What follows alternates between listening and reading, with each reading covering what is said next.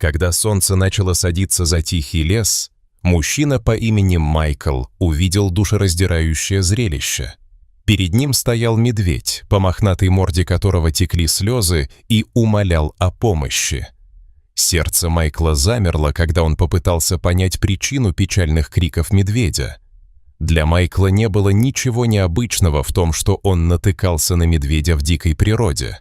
Он достаточно часто бродил по лесам, чтобы знать, что они почти неизбежны, по крайней мере во время испытаний, которые он проходил. Но в этом медведе было что-то такое, что сразу бросилось ему в глаза.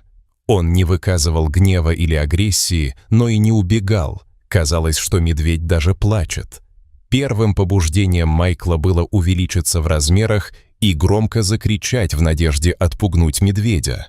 Но он быстро понял, что это не сработает. Постепенно медведь даже начал поворачиваться в его сторону. Майкл, не зная, что делать, застыл на месте. Он знал, что убегать – плохая идея, поэтому просто ждал следующего шага медведя.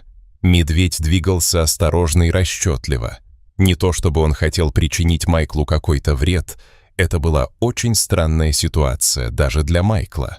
Конечно, во время своих походов он сталкивался с опасными ситуациями, но это было ничто по сравнению с тем, что происходило сейчас. Он стоял, застыв на месте, пока медведь осторожно обнюхивал его джинсы, ботинки и даже руки. Майкл знал, что один резкий укус может лишить его пальцев.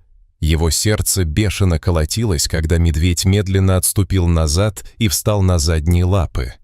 Медведь зарычал, но недостаточно громко, чтобы отпугнуть Майкла. Это было тихое рычание, как будто медведь хотел привлечь внимание Майкла. Майкл знал, что с этим медведем что-то не так. Затем его внезапно осенило. Медведь просил о помощи. Не зная, как сказать медведю, что он здесь, чтобы помочь, Майкл начал что-то пробовать. Он медленно и осторожно шагнул в сторону медведя, протягивая к нему руки. Он подумал, что, может быть, сделав то же, что и медведь, обнюхав все вокруг, он даст медведю понять, что он на его стороне.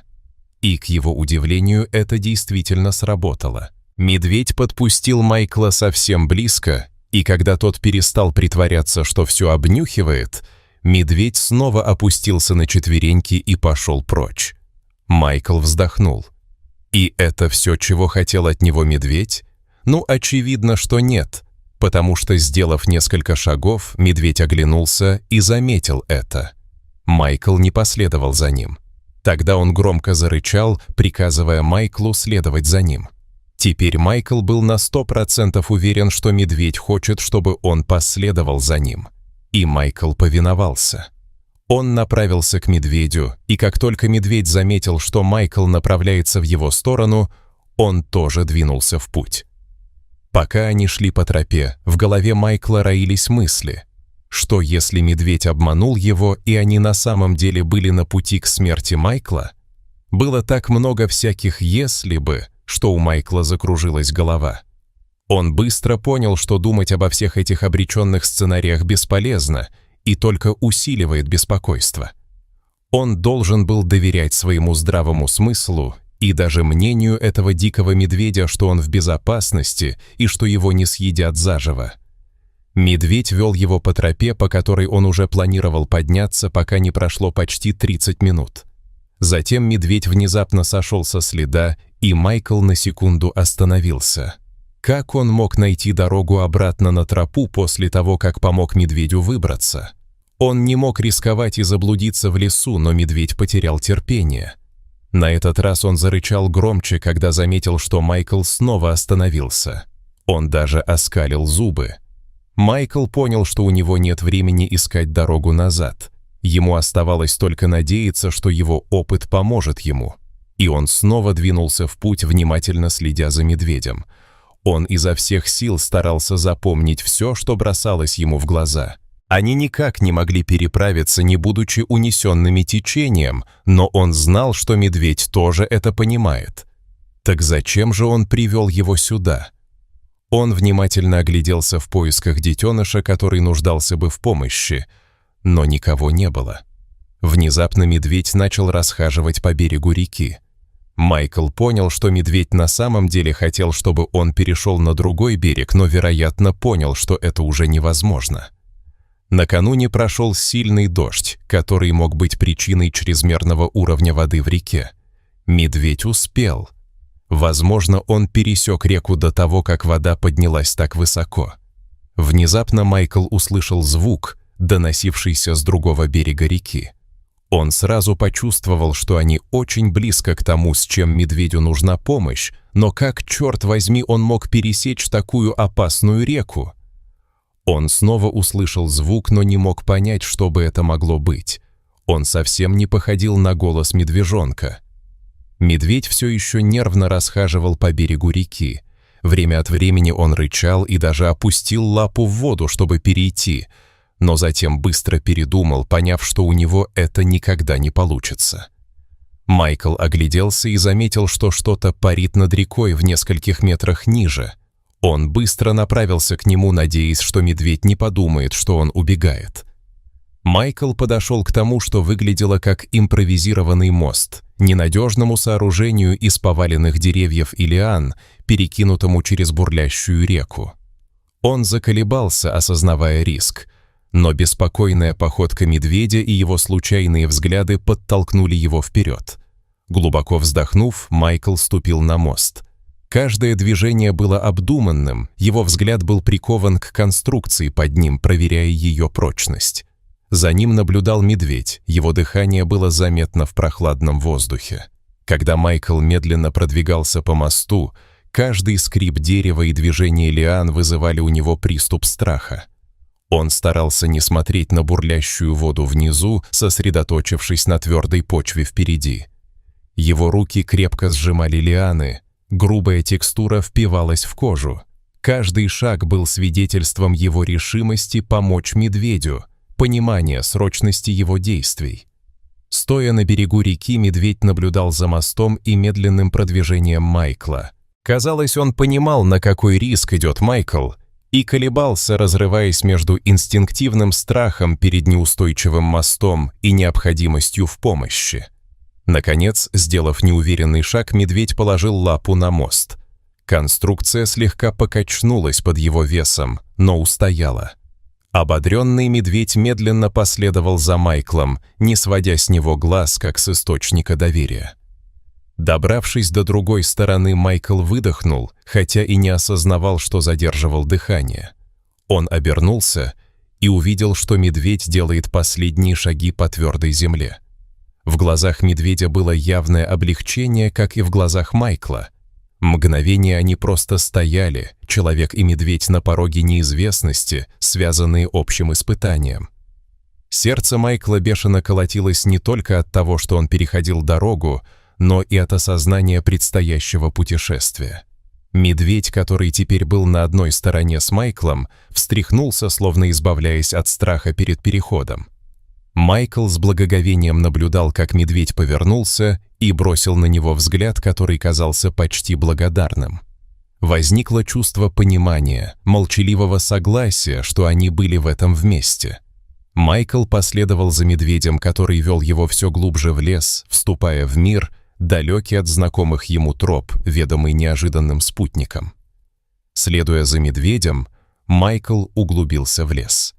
Местность становилась все более неровной, с густым подлеском и неровной почвой.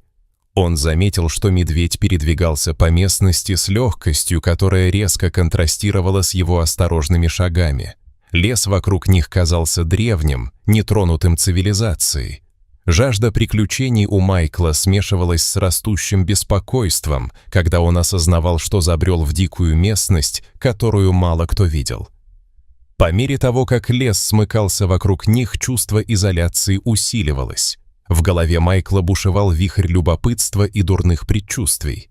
Он прислушивался к отдаленным крикам неизвестных животных и шелесту листьев. Каждый звук напоминал ему о его уязвимости в этом диком месте. Несмотря на его опыт туриста, это путешествие с медведем было похоже на неизведанную территорию, как физически, так и эмоционально. Их путешествие было отмечено дикой природой леса. Поваленные деревья преграждали им путь, а толстые лианы свисали как занавеси. Майкл видел отпечатки ног различных животных и отметины на деревьях, которые рассказывали истории об обитателях леса. Это был мир, далекий от ухоженных тропинок и указателей, к которым он привык, мир, где безраздельно властвовала природа. Майкл понял, что полностью зависит от указаний медведя. Каждый шаг был для него прыжком веры, доверием инстинктам дикого животного. Он размышлял о сюрреалистичности своей ситуации, следуя за медведем по незнакомому лесу. Это была ситуация, не поддающаяся логике, и все же он был здесь, шагая в неизвестность, ведомый существом, которое было одновременно и проводником, и загадкой. Медведь шел целеустремленно, что было видно по его уверенным шагам. Казалось, он точно знал, куда идет, ориентируясь на местности сознанием дела, которым мог обладать только лесной зверь. Майкл поразился интуицией медведя и его связи с землей. Он следовал за ними по пятам, молчаливый наблюдатель в мире медведей, любопытствующий о цели их путешествия и причине, стоящей за этим необычным путешествием. С наступлением сумерек лес преобразился, сформированный. Тени удлинились, и густой полог над головой скрыл последние лучи солнечного света. Майкл и медведь двигались по все более темнеющему миру, лес вокруг них становился все гуще и внушал все более дурные предчувствия. Чувства Майкла обострились, он остро ощущал каждый шорох в подлеске, каждый треск ветки. Медведь казался невозмутимым, его крупная фигура уверенно двигалась по сумеречному лесу. Лес. Ночная симфония леса начала нарастать вокруг них, таинственные призывы и шепот эхом разносились среди деревьев, их источники были невидимы, но вездесущи. Майкл пытался различить звуки, но многие из них были ему незнакомы. Лес казался живым, скрытый мир пробуждался по мере того, как человечество отступало. В эти моменты медведь, казалось, прислушивался к языку, который Майкл не мог понять, к диалогу между животным и древним лесом, который был его домом. Донеслись отголоски рассвета пастора. Майкл наткнулся на выцветший и порванный листок бумаги, застрявший в подлеске. Это был фрагмент цирковой афиши, яркие цвета которой потускнели от времени и стихий с изображением танцующего медведя. От нелепости того, что он нашел такой предмет посреди дикой природы, у него по спине пробежал холодок. Это было яркое напоминание о достижениях человечества, шепот забытого прошлого в сердце леса. Продолжая свой путь, Майкл заметил на мягкой земле необычные отпечатки ног, отличные от обычных следов лесных животных. Эти отпечатки были крупнее, с непонятными узорами. Осознание того, что они шли по тропе, часто посещаемой неизвестными существами, усилило его опасения. Медведь, как ни в чем не бывало, целеустремленно шел по следу, словно узнавая знаки, оставленные этими таинственными путешественниками. Дальше по тропе Майклу попадались все новые следы человеческой деятельности. С ветки дерева свисал обрывок потрепанной веревки, а рядом лежало несколько разбросанных ржавых предметов, которые когда-то могли быть частью инструмента или снаряжения. С каждым шагом любопытство Майкла росло. В его голове роились вопросы о том, что означают эти подсказки и как они связаны с настоятельной просьбой медведя о помощи. По мере того, как они углублялись, предметы, с которыми они сталкивались, наводили на мысль о сюжете, давно утраченном во времени. Майкл представил себе караван артистов и животных, бродячий цирк, который каким-то образом встретил свой конец в этом отдаленном месте. Мысль о том, что могло оставить такие следы в этой дикой местности, была одновременно захватывающей и тревожащей. С каждой подсказкой настойчивость медведей и цель их путешествия, казалось, становились все яснее, хотя и оставались окутанными тайной. Майкл вышел из густого леса на поляну, от вида которой у него перехватило дыхание. Перед ним лежали остатки заброшенного цирка.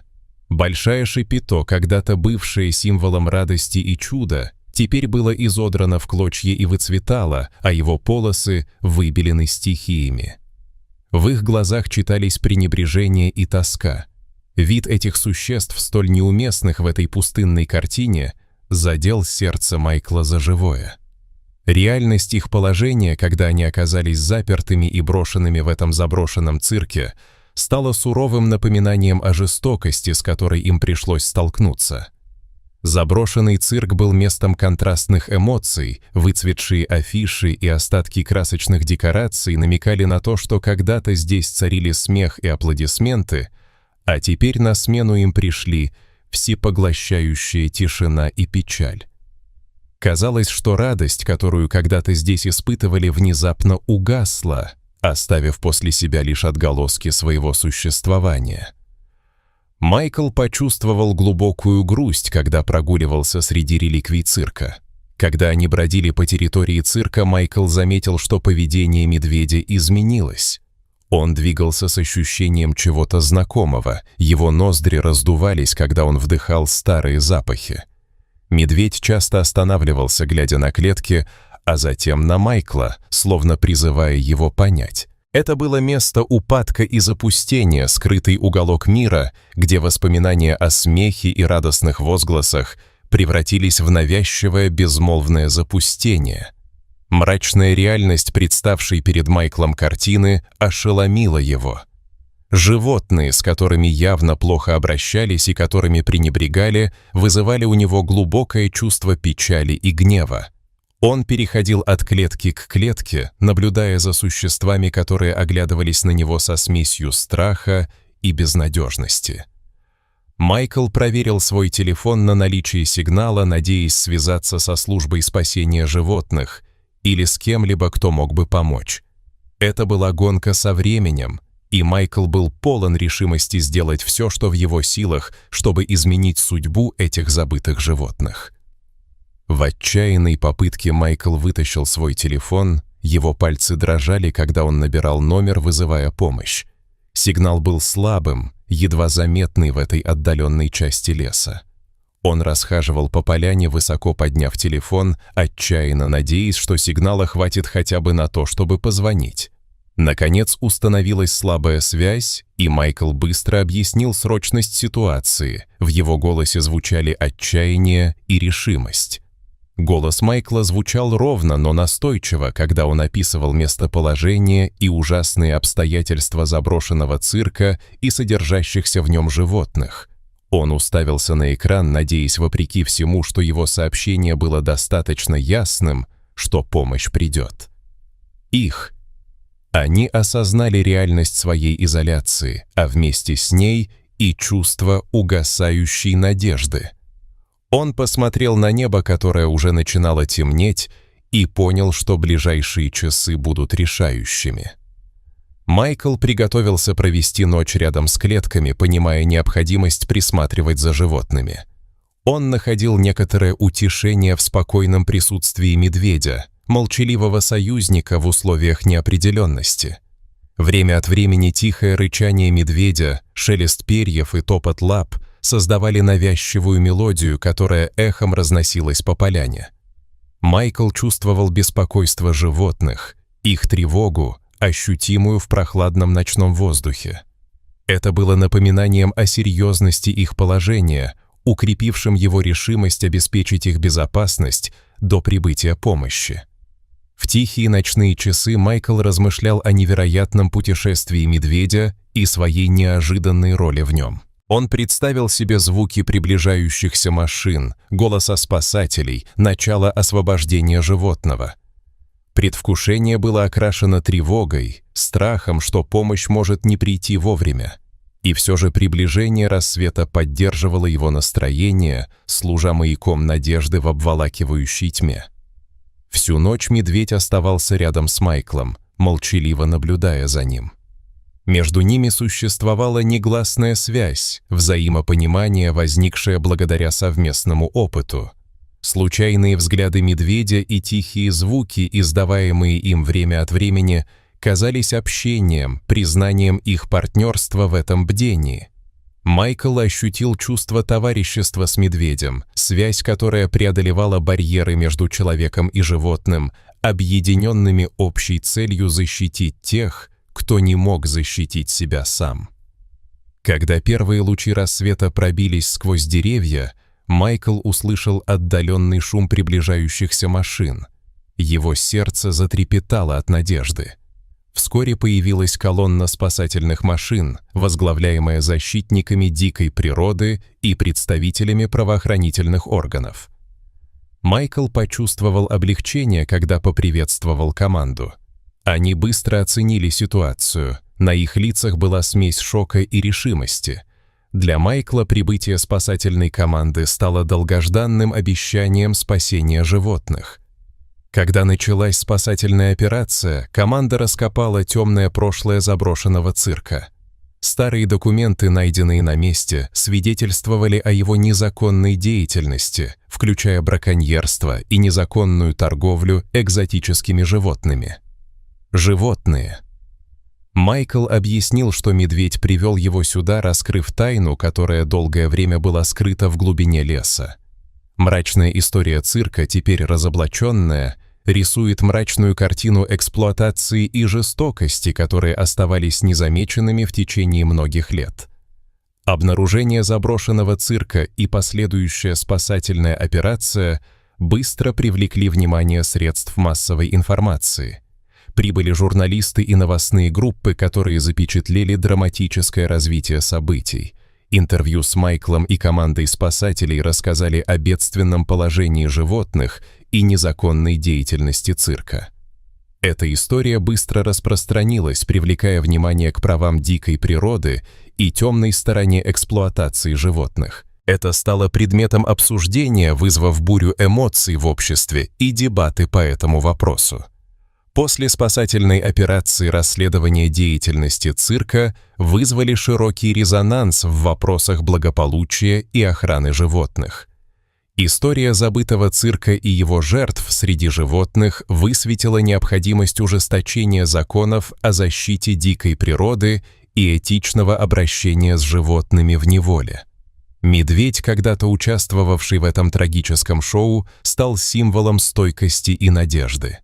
Наследие затерянного цирка стало катализатором перемен, вдохновляющим на действия и повышение осведомленности в борьбе за права животных. После спасения Майкл нашел новую цель – стать защитником прав животных. Он выступал на общественных форумах, участвовал в мероприятиях по охране дикой природы и сотрудничал с организациями по защите животных. Его опыт общения с медведем и заброшенным цирком превратил его в страстного оратора для тех, кто не мог говорить сам за себя. Это путешествие не только спасло жизни животных, но и пробудило в нем более глубокое понимание природы и ее обитателей. Это было потрясающее осознание, которое осталось с ним навсегда. Майкл продолжал посещать лес, место, где его жизнь приняла неожиданный оборот. Эти визиты стали напоминанием о его приверженности делу защиты дикой природы и сохранения мест их обитания. Он часто прогуливался по тропинкам, надеясь хоть мельком увидеть медведя, ставшего свободным обитателем леса. Каждое посещение укрепляло его решимость быть хранителем природы, следить за тем, чтобы красота и неприкосновенность дикой природы уважались и сохранялись. Для Майкла медведь стал символом надежды и перемен. Он олицетворял силу и жизнестойкость природы и ее способность вдохновлять человека на действия.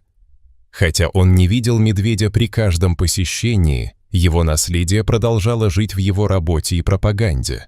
Медведь, сам того не ведая, наставил Майкла на путь опеки и активной деятельности, и это путешествие продолжало разворачиваться с каждым его шагом к защите и почитанию окружающего мира природы.